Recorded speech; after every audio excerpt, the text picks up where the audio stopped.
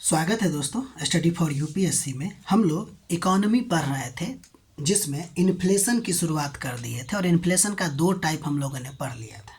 ठीक है, अब हम लोग आगे पढ़ेंगे इकोनॉमी का। ये पार्ट नंबर 32 है। ठीक है, देखिए मुद्रास्फीति के अगर हम प्रकार की बात करें तो तीसरा नंबर में हम लोग क्रीपिंग इन्फ्लेशन पढ़ेंगे। ठीक है, इसका मतलब होता है ये कि कीमतों में धीरे धीरे या नियंत्रित दर से वृद्धि, कछुआ के चाल के जैसा। ठीक है ना, तो यानी कि आमतौर पर 2 से 3% की जो वृद्धि होती है उसको क्रीपिंग इन्फ्लेशन कहते हैं और ये अर्थव्यवस्था के लिए सामान्य माना जाता है या स्वस्थ अर्थव्यवस्था का यह निशानी है, क्रीपिंग इन्फ्लेशन। ध्यान दीजिएगा, 2 से 3% प्रति वर्ष। अब गैलोपिंग इन्फ्लेशन की अगर बात करें, यानी कि जैसे घोड़े की चाल से चलना, है ना, यानी तेज मुद्रास्फीति, यानी कि जब कीमतों में बहुत तेज गति से या असंतुलित वृद्धि होती है जिसको गैलोपिंग इन्फ्लेशन कहते हैं। इसमें देखिए लगभग 10 से 20% या उससे अधिक वार्षिक वृद्धि को दिखाता है और ये अर्थव्यवस्था के लिए जो है हानिकारक होता है। ठीक है, अगला नंबर है आपको हाइपर इन्फ्लेशन। देखिए हाइपर इन्फ्लेशन इससे आगे बढ़ के हो गया, मतलब जब कीमत में अत्यधिक तीव्र और अनियंत्रित भी, यानी कि बहुत ज़्यादा वृद्धि अगर हो रहा है जिससे ये हो रहा है कि मुद्रा की क्रय शक्ति लगभग नष्ट हो गई है, तो उसे हाइपर इन्फ्लेशन कहते हैं। यानी मुद्रास्फीति की अगर आप दर देखिएगा तो 50% प्रति माह या उससे अधिक हो सकता है।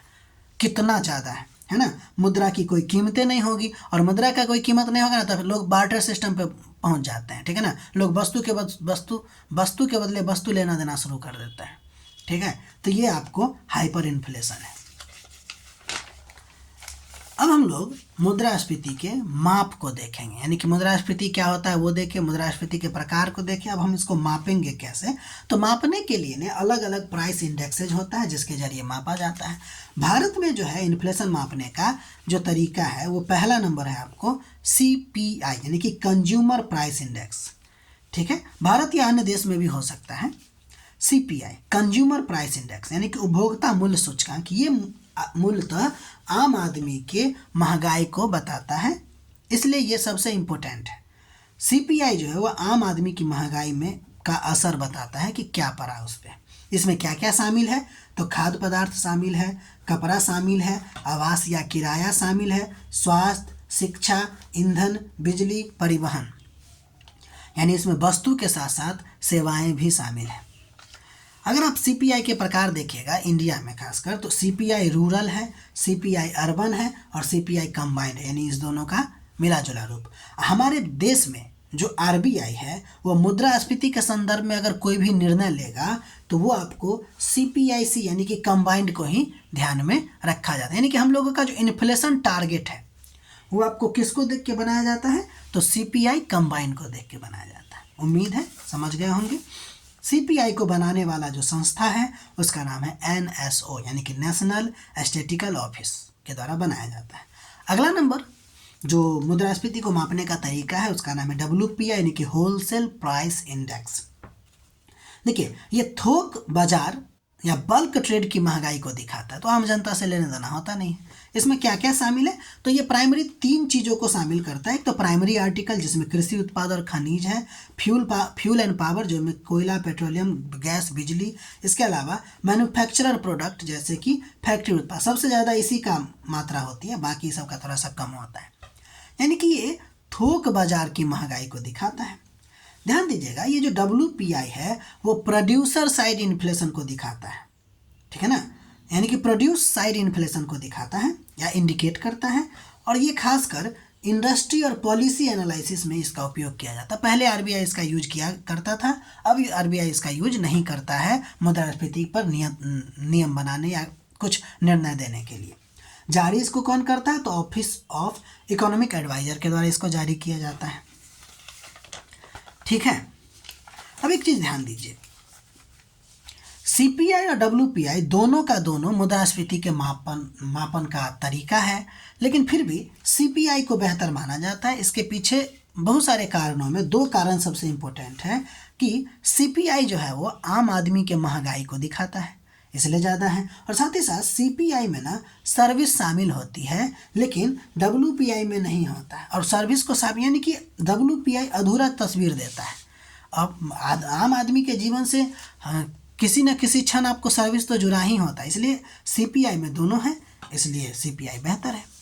एक और होता है जीडीपी डिफ्लेटर, वो भी आपको मुद्रास्फीति के मापने के लिए एक तरीका है, लेकिन अति सामान्य होने के कारण जो है इसका उपयोग उतना ज़्यादा नहीं किया जाता है। वो हम आपको इकोनॉमी का जो लेक्चर है, क्या कह सकते हैं, नेशनल इनकम का, उसमें आपको हमने बताया है।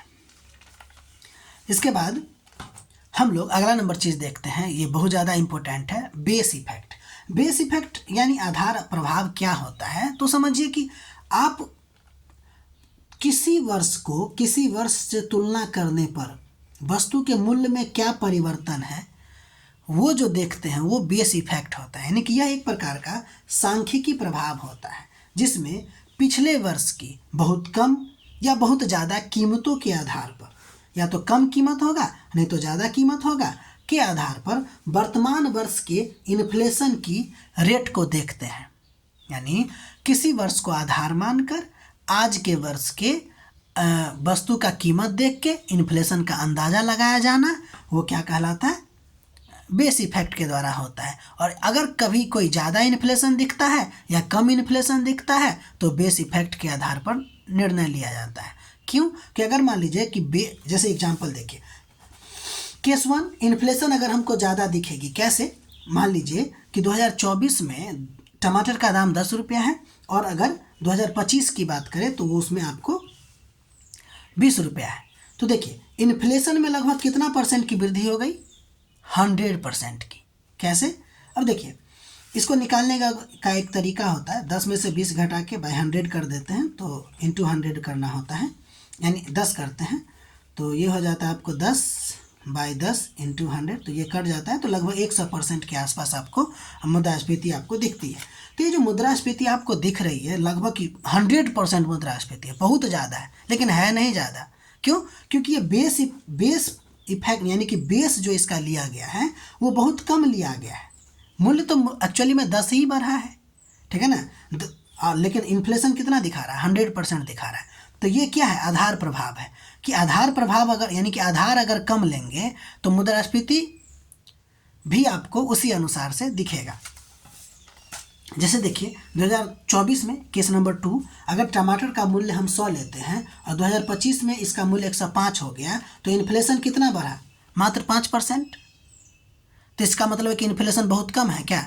नहीं। यहाँ देखिए, यहाँ इन्फ्लेशन कह रहा है कि 100% है, बहुत ज़्यादा इन्फ्लेशन है, लेकिन एक्चुअली में देखा जाए तो आधार प्रभाव इसका कितना है? मात्र 10 ही रुपया तो इसका बढ़ा है। लेकिन वही अगर यहाँ पे देखें तो इसका आधार ही बहुत ज़्यादा लिया गया है, जिसकी वजह से इन्फ्लेशन बहुत ज़्यादा है, ठीक है ना। क्योंकि मूल्य टमाटर का 100 रुपया अच्छा तो नहीं होता है ना, 100 रुपया फिर भी बहुत ज़्यादा है कॉमन आदमी के लिए। तो बेस इफेक्ट जो है वो मुद्रास्फीति को प्रभावित करता है। अब क्या है कि इससे बेस्ड आपको 2 प्रकार के और इन्फ्लेशन के बारे में देखना होगा, हेडलाइन इन्फ्लेशन और कोर इन्फ्लेशन। वो हम लोग अगले लेक्चर में देख के इन्फ्लेशन को ख़त्म भी करेंगे। तो मिलते हैं हम लोग अगले वीडियो में, ठीक है। अगर आपको हमारा प्रयास अच्छा लग रहा है तो लाइक कीजिए, शेयर कीजिए, सब्सक्राइब कीजिए, ठीक है। और अपना नोट बनाते रहिए ताकि रिवीजन आपका बेहतरीन हो सके, ठीक है। मिलते हैं अगले वीडियो में।